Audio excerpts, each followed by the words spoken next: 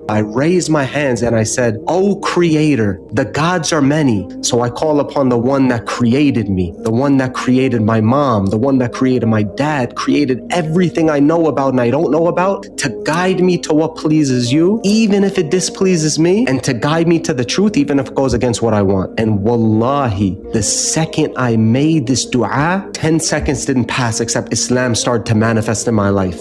How, you may ask?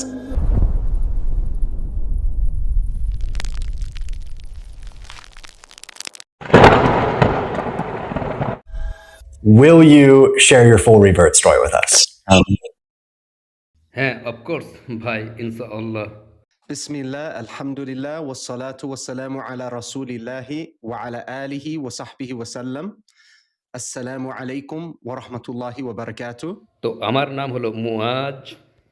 আমার জন্ম ও বড় হয়ে ওঠা নিউ ইয়র্কে। আসলে আমি পুর্টোরিকান, কিউবান আর ইটালিয়ান। কারেন্টলি আমার বয়স 33 বছর আর আমি বাস করি তুরস্কে। তো আমার কিছুটা ব্যাকগ্রাউন্ড বলি। প্রায় তখন থেকে যখন আমার বয়স সম্ভবত 12 বছর, আমি জাস্ট ট্রাভেলে জড়িয়ে পড়তাম। আপনি জানেন তো, নিউ ইয়র্কের রাস্তায় বড় হয়ে ওঠা আর জাস্ট সেই জীবনটা কাটানো, সেখানকার হাই স্কুলের তখন থেকেই রাস্তার ঝামেলায় জড়িয়ে পড়া আর ভয়ানকভাবে ড্রাগস নেওয়া, ড্রাগ বিক্রয় করা। অ্যান্ড আমি ইতিমধ্যেই জেলে চলে গিয়েছিলাম সম্ভবত 12 থেকে 13 বার, সুবহানাল্লাহ। আর শেষ পর্যন্ত এমন একটা পয়েন্টে পৌঁছালাম যেখানে আমার পিতামাতা আর জাস্ট পারছিলেন না। আর ততদিনে আমি কাজে লাগিয়ে নিয়েছি আমার সব তাদের কাছ থেকে পাওয়া সমস্ত সুযোগ। আর যখন সেটা ঘটলো, আমি নিজে নিজেই ভাবলাম কিভাবে আমার সমস্ত কাজকর্ম বজায় রাখা সম্ভব। বলতে পারেন আমি তখন সাইকো হয়ে গিয়েছি, সবসময় সব কিছু ম্যানিপুলেট করার চেষ্টা। বাবাকে বলছি, না ড্যাড, আমি আর এটা করব না। মা, সত্য বলছি, আর করব না। সো এই সাইকেলটা আমি চালিয়েই যাচ্ছিলাম। আর কিন্তু তাদের কাছ থেকে পাওয়া সমস্ত সুযোগ আমি সত্যই কাজে লাগিয়ে নিয়েছিলাম। তাই ভাবছিলাম আরও একটু কিভাবে চালিয়ে যাওয়া যেতে পারে। তাই আমি তাদেরকে বললাম, ঠিক আছে ড্যাড, মা, আমার গ্র্যান্ডফাদার তো মায়ামিতে আছেন, আমার আন্টিও মায়ামিতে আছেন। এক কাজ করুন, আমাকে মায়ামিতে প্রেরণ করে দিন, যাতে করে আমি আমার পরিবেশটাকে চেঞ্জ করতে পারি। আমার কোনো নতুন স্থানে যাওয়া প্রয়োজন। সেই একই গ্রুপের সাথে ঘোরা ঠিক হবে না, একটা ফ্রেশ স্টার্ট করা প্রয়োজন। আর তখন আমার বাবা আমাকে বললেন, ওকে, কিন্তু এইবার যদি তুমি আবারও ঝামেলা পাকাও, আমার কাছ থেকে তুমি আর কোনো সাহায্য পাবে না, নিজের পথ নিজেকে দেখে নিতে হবে। আমি বললাম ঠিক আছে। তো ব্যাগপত্র গোছালাম, কাঁধে নিলাম, মায়ামিতে পৌঁছে গেলাম। আর আমার বয়স তখন 20 বছর। তো যখন আমি মায়ামিতে পৌঁছালাম, সুবহানাল্লাহ, সেখানে যেদিন পৌঁছালাম ঠিক সেই দিন থেকেই আমার চারপাশে ঠিক একই পরিবেশ তৈরি করা শুরু করে দিলাম, যেমনটা তৈরি করেছিলাম নিউ ইয়র্কে। তো প্রথম দিনই আমি সেখানকার পার্কে পৌঁছে গেলাম। আমি দেখলাম লোকেরা বাস্কেটবল খেলছে আর যত সব মেয়ে বেঞ্চে বসে রয়েছে।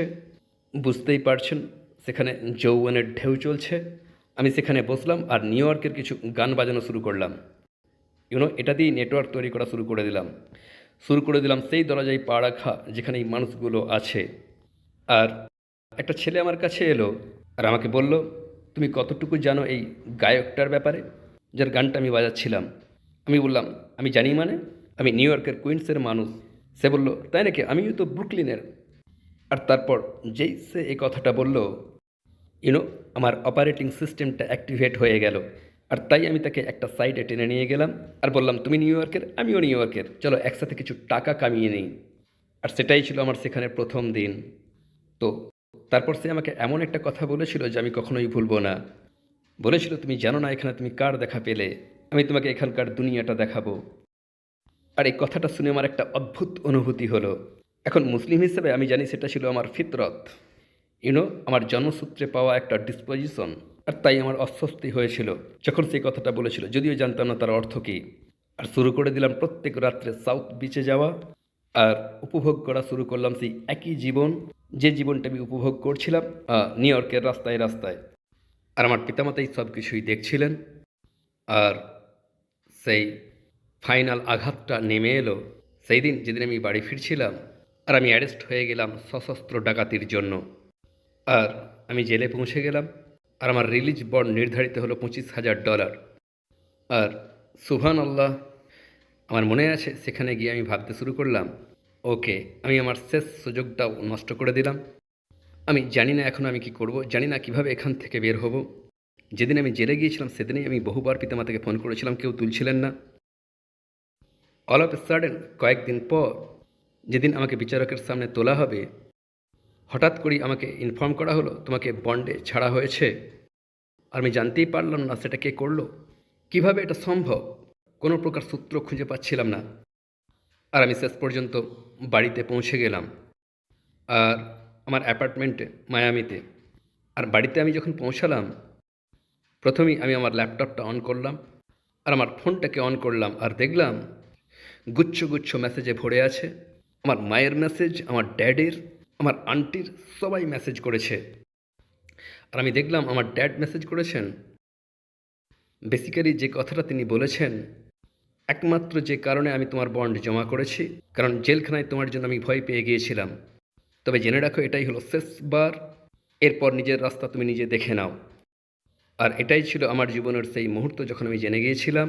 আমি বুঝে গেলাম যে আমাকে সচেতনভাবে একটা ডিসিশনে পৌঁছাতে হবে। হয় আমাকে সেই জীবনটা, যে জীবনটা আমি যাপন করে যাচ্ছি, এই জীবনটাই আমাকে শেষ পর্যন্ত বয়ে নিয়ে যেতে হবে। কারণ আমি তো এখন একা, আমার আর ফ্যামিলি সাপোর্ট নেই। আমি যদি এটাই করে যাই তো আমার নিজের দায়িত্ব নিজেকেই নিতে হবে, অথবা আমাকে সঠিক পথে জীবন চালাতে হবে। তো আমি বসেছিলাম আর ভেবেই যাচ্ছিলাম। আর আমার শৈশবের একটা কথা আমার মনে পড়ল। তখন আমার বয়স কত হবে, সম্ভবত 8 বছর। তখন থেকেই আমি ট্রাভেলে পড়তাম। আমার পেরেন্টস আমাকে আমার রুমে ঢুকিয়ে দিতেন, আর আমি আমার খাটের নিচে ঢুকে পড়তাম আর গডের সাথে কথা বলতাম। আর আমি নিজেকেই বললাম, যা কিছুই ঘটেছে এতগুলো বছর ধরে, কোথায় আমি ভুল করলাম যে আমি এই কাজটা করা বন্ধ করে দিয়েছিলাম? এই কনসাসনেসটা কোথায় হারিয়ে ফেললাম? আর তখনই আমি আমার অন্তরে একটা ডিসিশন নিলাম যে আমি এখন থেকে সঠিক কাজ করব। এই ধরনের জীবন আর যাপন করতে চাই না। আসলেই সঠিক কাজটা করতে চাইলাম। এখন যেই এই ডিসিশনটা আমি নিলাম, আমার মাথার মধ্যে একটা প্রসেসিং শুরু হয়ে গেল। সেই বিষয়টা নিয়ে একটা লজিক্যাল প্রসেস, যে কিভাবে আমি স্থির করব কোন কাজটা সঠিক। আর আমার মনে হলো যদি আমি রিসার্চ করা শুরু করি, দুনিয়ার সমস্ত ধর্ম, দুনিয়াতে যে কত ইনফরমেশন রয়েছে, সবাই নিজেরটাকে সত্য বলে দাবি করছে। এমনও হতে পারে যে আমি যথেষ্ট সময় পেলাম না, আমি তো মারাও যেতে পারি সঠিক জিনিসটা খুঁজে পাওয়ার আগে। আর তাই একটা বিষয় আমার মাথায় ক্লিক করলো, একমাত্র সৃষ্টিকর্তার কাছে চাইব না কেন? যদি ক্রিয়েটর হন জেসাস, তাহলে তিনিই উত্তর দেবেন, গাইড করবেন। যদি সৃষ্টিকর্তা হন হিন্দু গড, তাহলে হিন্দু গড উত্তর দেবেন। আর যদি সৃষ্টিকর্তা অন্য কোনো গড হন যার কথা কখনোই শুনিনি, সেই গড গাইড করবেন। কিন্তু একমাত্র ক্রিয়েটরের কাছে চাইতে হবে। তো সুবহানাল্লাহ, আমি দুয়ার মতো করে আমার হাত তুললাম। আমার সেই ফিতরতের কারণে, আমার সেই জন্মসূত্রে পাওয়া মানসিক অবস্থার কারণে, অন্তরের অন্তঃস্থলে একমাত্র অদ্বিতীয় আল্লাহর উপাসনা করতে চাওয়া, দুটো হাত তুললাম আর বললাম, হে সৃষ্টিকর্তা, আমি জানি না আপনি কে। দুনিয়াতে বহু দেবতা আছে, ধর্ম সংখ্যায় আরও হয়তো বেশি আছে, কিন্তু আমি জানি যদি আমি একমাত্র আপনাকে আহ্বান করি, একমাত্র সৃষ্টিকর্তা হিসাবে, সত্য গড ছাড়া আমার ডাকে কেউ সাড়া দিতে পারবে না। তাই আমি আহ্বান করছি তাকে, যিনি আমাকে সৃষ্টি করেছেন, তিনি যিনি আমার মাকে সৃষ্টি করেছেন, যিনি আমার ড্যাডকে সৃষ্টি করেছেন, সব কিছুই, যা কিছু আমি জানি, যা কিছু আমি জানি না, সেই পথে আমাকে গাইড করুন, যে পথে আমি সন্তুষ্ট। এমনকি যদিও তা আমাকে অসন্তুষ্ট করে, আমাকে সত্যের দিকে গাইড করুন, যদিও তা আমার মনোপুত না হয়। আর আল্লাহর কসম, যে মুহূর্তে আমি এই দোয়াটা করলাম, 10 সেকেন্ডও অতিক্রম করেনি, একের পর এক ইসলাম প্রকাশ্য হতে শুরু করলো। কিভাবে? আপনি প্রশ্ন করতে পারেন। আমার ফেসবুক থেকে একটা নোটিফিকেশনের শব্দ ভেসে এলো। ঠিক তখনই আমি উঠে দেখতে গেলাম, আর দেখলাম একজন ব্যক্তি, যে আমি প্রথম নামটা খেয়াল করিনি, কিন্তু শেষ অংশটা দেখলাম, কারণ প্রথম অংশটা মুসলিম নাম। তাই আমি বললাম, আপনি কে বলছেন? আর সে বলল, তুই তো আমাকে জানিস। আমি হলাম সেই ব্যক্তি, তোর সেই হাই স্কুলের জীবন থেকে, আমরা স্প্যানিশ ক্লাসে একই সাথে বসতাম। আমি বললাম, তাই নাকি? সব খবর ঠিক আছে তো? তোর সাথে তো বহুদিন কথা হয়নি। তারপর বললাম, তুই কেন ইন্ডিয়ান নাম রেখেছিস? আবার আমি অজ্ঞতার কারণে এই কথাটা বললাম। তখনও আমি ইসলামের কোনো কিছুই জানতাম না, এমনকি ইসলামের কোনো কিছুই ভাবছিলাম না। আর সে বলল, না, এটা কোনো ইন্ডিয়ান নাম নয়, আসলে এটা একটা ইসলামিক নাম। আমি মুসলিম হয়ে গিয়েছি, আর এই কথাটা বলার জন্যই তোকে মেসেজ করছি। আর আমি বললাম, মুসলিম হয়ে গিয়েছিস সেটা আবার কি? আর তারপর সে তৌহিদ নিয়ে কথা বলা শুরু করলো। সে আমাকে বলা শুরু করলো কী কারণে একমাত্র আল্লাহ উপাসনা পাওয়ার যোগ্য, আর আমাদের কেন কোনো সাধুর উপাসনা করা উচিত নয়। আর তারপর সে ইসলামের একত্ববাদের কথা আমাকে বলে যেতেই থাকলো। আর এদিকে আমি শুরু করলাম। হঠাৎ আমি কানেকশন খুঁজে পেলাম এইমাত্র আমার করা প্রার্থনার সাথে, হঠাৎ করেই তার মেসেজের। ও ওয়াও! আমি বললাম, তুই জানিস এইমাত্র কি ঘটলো? আমি জাস্ট এই প্রার্থনাটা করলাম আর প্রার্থনাটা বললাম। সে বলল, ও আল্লাহ তো দুয়ায় সাড়া দিচ্ছেন। আর আমি বললাম, কি? এই ছেলেটা কি কথা বলছে? তার উদ্দেশ্যটা কি? তো যাই হোক, আমরা কিছুক্ষণ কথা বললাম। আমি বললাম, দেখ, আমার কিছু কাজ আছে, আমার মাথায় একটু চাপ পড়ছে, বাইরে গিয়ে একটা সিগারেট খাবো, পরে তোর সাথে কথা বলবো। সে বলল, ওকে, নো প্রবলেম। আমি বাইরে গেলাম, আর আমি দেখলাম কয়েকজন নারী পরিধান করে আছেন জিলবাব আর নিকাব। একটা কথা মনে রাখবেন, এটা সাউথ বিচ মায়ামি। এটা সাউথ বিচ মায়ামি। এরূপটা আগে আমি কখনোই দেখিনি। সাউথ বিচের কথা তো ছেড়েই দিন, এ তো সুপার হট এরিয়া, বুঝতেই পারছেন। তাই এটা আমার অ্যাটেনশন ড্র করলো। আর আমি বললাম, আপনারা কী পরিধান করেছেন? তারা বলল, ও, আমরা হলাম মুসলিম, আমরা এসেছি কুয়েত থেকে, এখানে আমাদের পিতার বিজনেস আছে। আমি বললাম, আপনারা মুসলিম? তখনই ভাবলাম, ওয়েট, ইসলাম! কি কি ঘটছে? আর তাদেরকে বললাম, ওকে, আমাকে ইসলামের কিছু কথা বলুন, আমার রুমে চলুন, গাঁজা সেবন করি, আর তারপর বলুন। আবারও, আমি তো ইসলামের কিছুই জানি না, আই এম জাস্ট লাইক। তাদের মধ্যে একজন আমাকে সরাসরি বলল, আপনি যদি এখনই এখান থেকে না যান, ড্যাড এখনই নেমে আসবেন আর প্রথমে আমাদেরকে হত্যা করবেন আর তারপর আপনাকে। এই কথা শুনে আমি জাস্ট কনফিউজড হয়ে গেলাম, এই এনার্জিটা বুঝে উঠলাম না। বললাম, হোয়াট? তবে বললাম, ওকে। এনিওয়ে, তো তারপর সেই মুহূর্তে আমার ইনস্টিংক্ট জেগে উঠল। খেয়াল করলাম যে আমি ভুলে গিয়েছিলাম যে এইমাত্র জেল থেকে বের হয়েছি, ভুলে গিয়েছি যে আমার জীবনটা প্রায় শেষ হয়ে গিয়েছিল। আর তাই আমি সাউথ বিচের দিকে ছুটলাম বাস ধরার জন্য, সেই আগেকার বন্ধুর সাথে সাক্ষাৎ করার জন্য। আর যেই আমি বাসে উঠলাম, এক মুসলিম মাথায় টুপি, হাতে তসবি আমার পাশে এসে বসলেন আর শুরু করলেন। আমি তখন জানতাম না তিনি কী জিকির করছেন, তিনি জাস্ট জিকির করা শুরু করে দিলেন। আর সুবহানাল্লাহ, প্রত্যেকটা দিন প্রায় 1 মাস ধরে এইরূপ সব ঘটনা ঘটতে শুরু করলো। এমনকি একদিন যখন আমার রুমমেট বাড়ি ফিরছিল, সে মেঝেতে একটা বই পড়ে থাকতে দেখলো।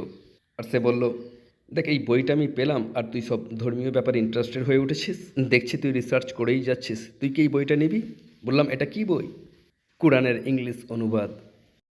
তো গোটা 1 মাস কেটে গেল, কিছু না কিছু ঘটছে, আল্লাহর কসম।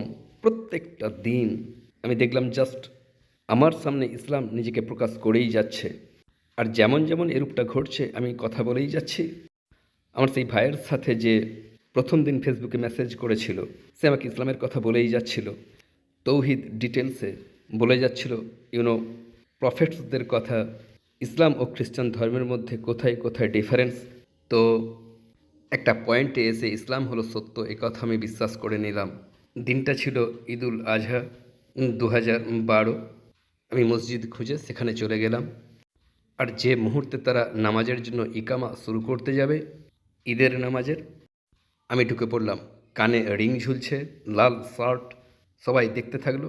সাহায্যের প্রয়োজন, আমি মুসলিম হতে চাই। তখনই ইমাম সবাইকে বসিয়ে দিলেন, আর আমি শাহাদার ঘোষণা দিলাম, আর আমাকে নামাজ পড়ালেন। আমি সেখান থেকে বাড়িতে ফিরে এলাম, আর ঠিক সেই কাজটা করা শুরু করলাম যেটা আমার বন্ধু আমাকে করতে বলেছিল। প্রত্যেক দিন সকালে ঘুম থেকে উঠতাম, আর আমি আল্লাহর কাছে দোয়া করতাম, আমার জীবনটা চেঞ্জ করার জন্য সাহায্য চাইতাম। আর তারপর বাইরে গিয়ে ঠিক একই কাজ করতাম যেটা রাস্তায় আমি করে যাচ্ছিলাম। 1 মাস ধরে প্রত্যেক দিন সকালে এই দোয়া করে একই কাজ করে যাচ্ছিলাম। আর শেষ পর্যন্ত এমন একটা দিন এলো, আমি ঘুম থেকে উঠলাম, দোয়া করলাম, রাস্তায় বের হয়ে পড়লাম, আর দাঁড়িয়ে পড়লাম একটা ক্লাবের সামনে, যেটার নাম সম্ভবত Washington Avenue. Club called Jazzid. আর একটা মানুষ হুইল চেয়ারে বসে আমার পাশ দিয়ে চলে যাচ্ছিলেন। তিনি আমার সামনে দাঁড়িয়ে পড়লেন। তিনি ইশারায় আমাকে কাছে ডাকলেন, যেন কিছু বলতে চাইছেন। আর নর্মালি যেটা ঘটে, আমার নর্মাল বিহেভিয়ারে তাকে বলা উচিত ছিল, কী হলো, আপনি কে, আপনি এগিয়ে যান। কিন্তু আমার ভিতর থেকে কেউ যেন বলল, শোনো, তো আমি তার কাছে গেলাম, আর তিনি তার হুইল চেয়ার থেকে এইভাবে উঠে দাঁড়ালেন, আর কিছু বলার জন্য মুখটা আমার কাছে নিয়ে এলেন। ওয়াল্লাহি, তিনি আমার কাছে এলেন আর বললেন, তুমি ইসলাম গ্রহণ করেছো কিন্তু পুরোপুরিরূপে আত্মসমর্পণ করনি। তোমার মা প্রতিটা রাত কাঁদছেন। তোমার পিতা বেসিক্যালি তোমাকে পরিত্যাগ করেছেন। পুলিশ তোমার বিরুদ্ধে কেস ফাইল করছে। ওই ছেলেটার দিকে তাকাও। তোমার কি মনে হয় ও তোমার আসলেই বন্ধু? সে তোমার বিরুদ্ধে এতগুলো মাস ধরে চক্রান্ত করে যাচ্ছে, আর তুমি তোমার ওই ছেলেটার দিকে তাকাও। আর তারপর সেই ভদ্রলোক আমাকে বলা শুরু করলেন, আমাকে ঘিরে আমার জীবনের সেই সমস্ত কথা যেগুলো হয়তো আমি নিজেও কোনোদিন খেয়াল করিনি। আর তারপর তিনি বললেন, তোমার হাতে আর 2 সপ্তাহ। হয় তুমি আল্লাহর দিকে ফিরে আসো আর সেইভাবে আল্লাহর উপাসনা করো যেভাবে তিনি উপাসনা পাওয়ার যোগ্য, আর তা না হলে আল্লাহ তোমার অন্তরে এমন একটা রোগ দেবেন যার থেকে তুমি কখনোই মুক্তি পাবে না যতক্ষণ না তুমি আল্লাহর দিকে ফিরে আসো। তাই হয় স্বেচ্ছায় তুমি আল্লাহর দিকে ফিরে আসো, অথবা আল্লাহ তোমাকে ফিরে আসতে বাধ্য করবেন। এ কথা বলে তিনি চলে গেলেন। জানতেই পারলাম না লোকটা কে। আমি আমার জীবনে কখনোই এতটা ভয় পাইনি। আর আমি বোঝার চেষ্টা করছিলাম এটা ঠিক কী ঘটল। আর যখন আমি বাড়ি ফিরছিলাম, আমি এতটাই ভয় পেয়ে গিয়েছিলাম যে ভয়ে এদিক ওদিক তাকাচ্ছিলাম, কেউ কি এসে এখনই আমাকে ধরে ফেলবে নাকি? কি এইমাত্র কার সাথে আমার সাক্ষাৎ হলো? তিনি আমার এইসব কথা কিভাবে জানতে পারলেন? আর তখনই আমি সিরিয়াসলি ভাবা শুরু করলাম, কিভাবে আমি পরিবর্তন করব আমার জীবনটাকে মাত্র 2 সপ্তাহে, যেখানে এতগুলো বছরে আমি পারলাম না। আর তখন যেই আমি এ কথাটা ভাবলাম, কোরআনের একটা আয়াতের ইংরাজি অনুবাদ আবার মাথায় চলে এলো। এখন আমি আরবিটা অবশ্যই জানি, এটা হলো লা ইউকাল্লিফুল্লাহু নাফসান ইল্লা উসআহা, অর্থাৎ আল্লাহ কারোর ওপর এমন কোনো বোঝা চাপান না যে বোঝা বহন করার ক্ষমতা সেই ব্যক্তির নেই। সুবহানাল্লাহ। তাই আমি নিজেকে বললাম, ওকে, যদি এটা সত্য হয় আর আমি যদি এটা হোল হার্টেডলি বিশ্বাস করি, তাহলে এটাও বিশ্বাস করা উচিত যে আল্লাহ তার সেই পাওয়ার আছে, একমাত্র তিনি রাতারাতি আমাকে আমার পরিবর্তনে সাহায্য করতে পারেন। তো সেই রাতে আমি বাড়ি ফিরলাম, আর আমি ফজরের নামাজে ঘুম থেকে উঠলাম, যে বুকলেটটা পেয়েছিলাম সেটা দেখে নামাজ পড়লাম। আমার ফোন থেকে পুরাতন সমস্ত নাম্বার ডিলিট করে দিলাম, আমার সমস্ত পুরাতন যোগাযোগ ছিন্ন করে দিলাম। আর সেটাই ছিল শেষ দিন, যার পর আমি কখনোই ড্রাগ নিইনি, সিগারেট পান করিনি, আমার আগের জীবনের কোনো কাজ আর আমি কখনোই করিনি। আর আমি শুরু করে দিলাম আমার সেই জার্নি, জ্ঞান অর্জন করার রাস্তায় আমি নিজেকে উৎসর্গ করে দিলাম। আলহামদুলিল্লাহ। Wow. Subhanallah. That is. Did you ever find out who that person was in the wheelchair? I never found out who he was. ওয়াল্লাহি, সেই দিন যেদিন তিনি কথা বলছিলেন, আমি আমার জীবনে এরূপ এলোকোয়েন্ট স্পিচ কখনো শুনিনি। আমি কখনোই এরূপ এলোকোয়েন্ট স্পিচ শুনিনি। কিন্তু তাকে মসজিদে যখন একবার দেখলাম তিনি একজন জাস্ট কমন ম্যান। আর পরে আমি জানতে পারলাম তিনি আসলে মারা গিয়েছেন। May Allah mercy on him. আল্লাহ তাঁর ওপর রহম করুন। কিন্তু কোনোভাবেই আমি মুসলিম এই কথা জানা তার পক্ষে সম্ভব ছিল না, কোনোভাবেই নয়।